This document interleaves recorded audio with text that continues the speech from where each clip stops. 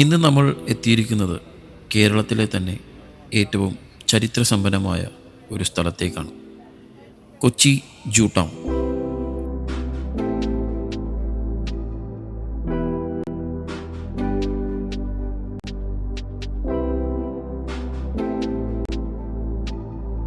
ഒരുപാട് പേരുടെ ബക്കറ്റ് ലിസ്റ്റിലുള്ള, പക്ഷെ പലർക്കും അതിൻ്റെ യഥാർത്ഥ കഥ അറിയാത്ത ഒരു സ്ഥലം.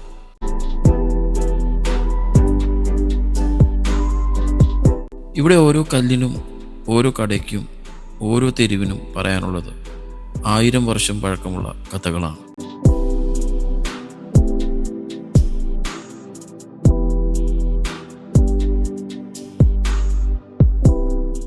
ഇന്ന് ഈ വീഡിയോയിൽ ജൂ ടൗണിൻ്റെ ചരിത്രം, യഹൂദരുടെ കൊച്ചിയുമായുള്ള ബന്ധം, പഴയ കെട്ടിടങ്ങൾ, ആൻറ്റിക് കടകൾ, പരദേശി സിനഗോഗ്, ഇന്നത്തെ ജൂ ടൗൺ വൈബ് എല്ലാം നമ്മൾ വിശദമായി കാണാൻ പോവുകയാണ്.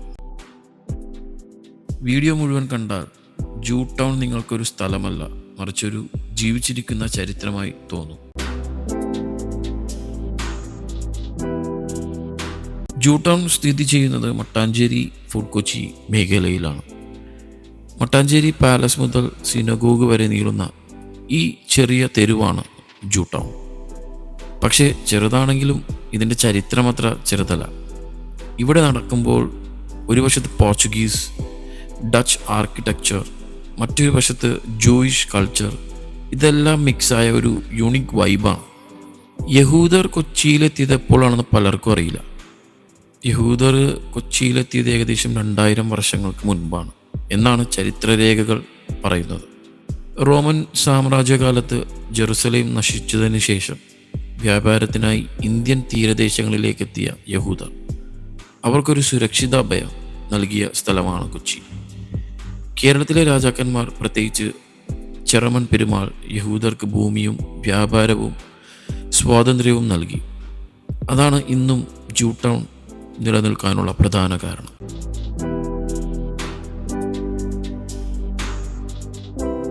ഇത് ഇന്ത്യയുടെ മത സഹിഷ്ണുതയുടെ ഏറ്റവും വലിയ ഉദാഹരണങ്ങളിൽ ഒന്നാണ്.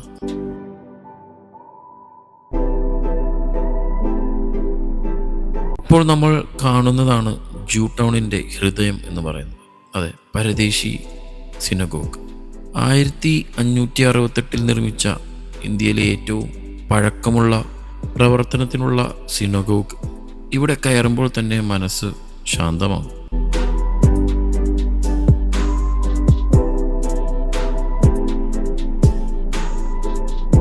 ഇതിൻ്റെ പ്രത്യേകതകൾ എന്താണെന്ന് വെച്ചാൽ, ചൈനീസ് ഹാൻഡ് പെയിൻറ്റഡ് ടൈൽസ് നമുക്കിവിടെ കാണാൻ പറ്റും. ബെൽജിയൻ ഗ്ലാസ് ചാൻഡ്ലേഴ്സ്, പഴയ തൊറ സ്ക്രോൾസ്, ഗോൾഡൻ ക്രൗൺ ഓർണമെൻറ്റ്സ്. ഓരോ വസ്തുവിനും നൂറുകണക്കിന് വർഷങ്ങളുടെ കഥയുണ്ട്.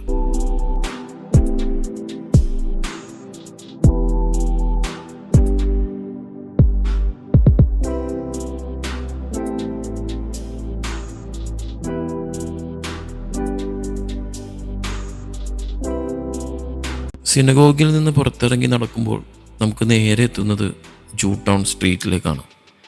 ഇവിടെ കാണുന്ന കെട്ടിടങ്ങൾ 100-300 വർഷം പഴക്കമുള്ളവയാണ്. ഈ ഡച്ച് ആൻഡ് പോർച്ചുഗീസ് സ്റ്റൈലുള്ള റൂഫിങ്ങും, അതുപോലെ തന്നെ വുഡൻ ഡോർസുകളും, ഫേഡഡ് ആയിട്ടുള്ള പെയിൻസൊക്കെ നമുക്കിവിടെ കാണാൻ പറ്റും. ഇത് ഇൻസ്റ്റഗ്രാം സ്ട്രീറ്റ് അല്ല, ശരിക്കും ഹിസ്റ്ററി സ്ട്രീറ്റാണ്. ജൂ ടൗണിൻ്റെ മറ്റൊരു വലിയ ആകർഷണമാണ് ആൻറ്റിക് ഷോപ്സുകൾ.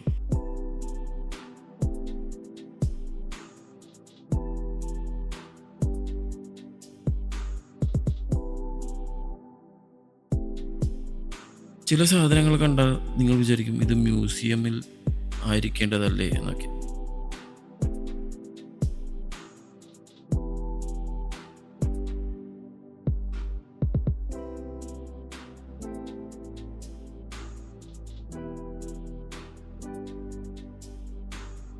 എനിക്കൊന്ന് ദിലീപിൻ്റെ ഗ്രാമഫോൺ എന്ന് പറയുന്നൊരു ചിത്രം ഈ ഒരു ലൊക്കേഷനിൽ വെച്ചിട്ടാണ് ഷൂട്ടിംഗ് ഒക്കെ ചെയ്തത്.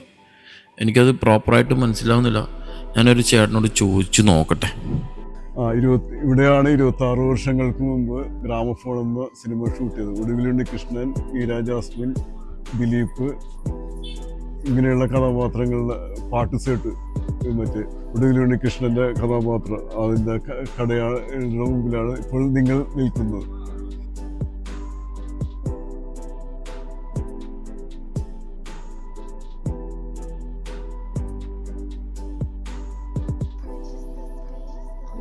ഫിലിമിലൊരു ആൻറ്റിക് ഷോപ്സിൻ്റെ ഒരു അറ്റ്മോസ്ഫിയർ ആയിരുന്നു, പക്ഷെ ഇപ്പോൾ ഇതൊരു തുണിക്കടയാണ്.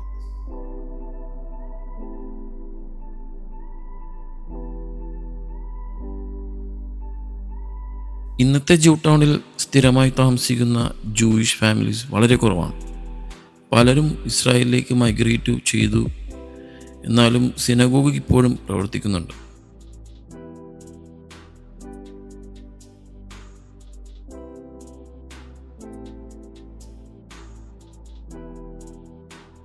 ഫെസ്റ്റിവൽ സമയത്ത് ആളുകൾ വരുന്നു.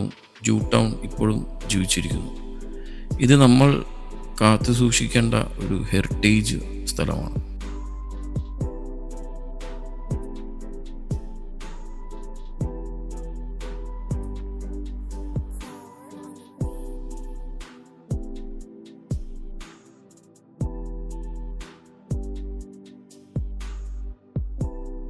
അതുപോലെ തന്നെ ജൂ ടൗണിന് ചുറ്റും ഒരുപാട് നല്ല കഫേസ്, പിന്നെ അതുപോലെ തന്നെ നല്ല കോണ്ടിനെൻ്റൽ ഫുഡൊക്കെ കിട്ടുന്ന ഒരുപാട് ഹോട്ടൽസും ഒരു ഫോർട്ട് കൊച്ചി വൈബ് നമുക്ക് തരുന്ന ഒരു ഫീലും നമുക്കിവിടെ കിട്ടും.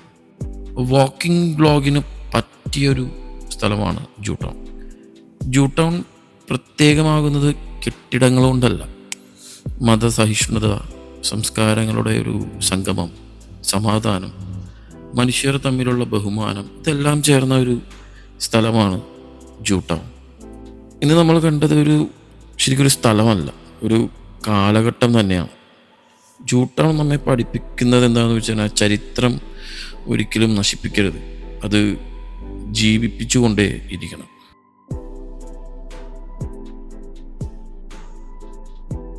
അപ്പോൾ ഇനിയും ഇതുപോലുള്ള ഹിസ്റ്ററി, ട്രാവൽ, കൾച്ചറൽ വ്ളോഗ്സ് നിങ്ങൾക്ക് വേണ്ടി ഞാൻ കൊണ്ടുവരുന്നതാണ്. So until next video, this is Donald. അടുത്ത് തന്നെ കാണാം.